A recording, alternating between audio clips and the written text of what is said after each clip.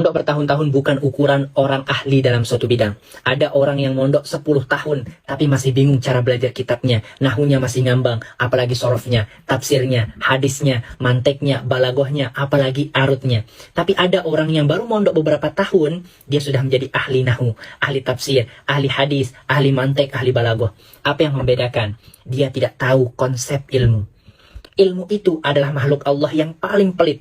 Ilmu itu mengatakan, a'tini kullakum, berikan aku seluruh jiwa raga kalian. Wahai penuntut ilmu, berikan aku waktumu, berikan aku hartamu, berikan aku hatimu, berikan aku tubuhmu. U'tikum juz'i, maka aku akan memberikanmu sedikit daripada bagianku.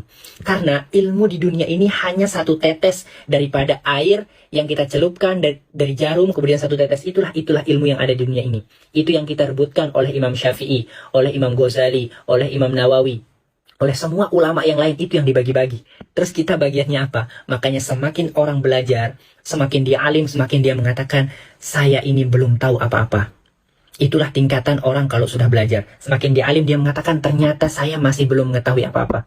Makanya berbeda orang yang belajar sungguh-sungguh dengan orang yang prioritasnya bukan belajar. Kalau prioritasnya belajar, dia akan mengeluarkan segala-galanya. Ya, makanya ketika kalian menemukan orang yang ahli dalam suatu bidang, fix percayalah bahwa perjalanan belajarnya, proses belajarnya itu tidak mudah. Karena kebanyakan santri sekarang, ketika dia menemukan orang yang alim, hebat dalam suatu bidang, Masya Allah, dia seakan-akan langsung ingin menjadi seperti itu. Ketika dibagi tahu, ketika diceritakan bagaimana prosesnya, dia tidak tahan. Makanya Imam Syafi'i mengatakan, tarjun najata walam tasluk masalikaha. Ada orang yang menginginkan kesuksesan, tapi tidak tahan dengan prosesnya. Innas safinata la tajri alal yabasi. Sesungguhnya perahu itu tidak akan pernah berlayar di atas tanah yang kering. Tolong tahan sebentar saja, hanya beberapa tahun, fokuskan belajar. Fokuskan nahunya, kuncinya itu nahu dulu. Nahu sorok itu kuncinya, fokuskan. Karena kenapa? Kalau kalian fokus, insya Allah beberapa tahun saja, tahan itu HP, tahan scroll TikTok, tahan untuk healing, tahan untuk pacaran, ada lagi yang keempat. Ya, bagaimana ilmu itu akan mendekati kalian, bagaimana ilmu itu akan mau kepada kalian kalau kalian menduakannya. Ya, ilmu itu mengatakan, berikan aku segalanya. Bagaimana kalau kalian membaginya dengan wanita lain? Kalian membaginya dengan men-scroll TikTok, kalian membaginya untuk hal-hal yang tidak bermanfaat yang lainnya. Saya baru muncul belakangan ini, tidak muncul begitu saja.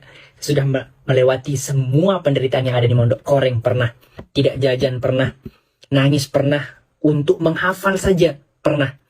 Ya, makanya setiap orang yang kalian temukan dalam, misal dia hebat dalam suatu bidang, tolong jangan tanyakan kesuksesannya, tapi tanyakan proses apa yang telah dia lewati. Karena ketika kalian bertanya prosesnya, kalian pasti akan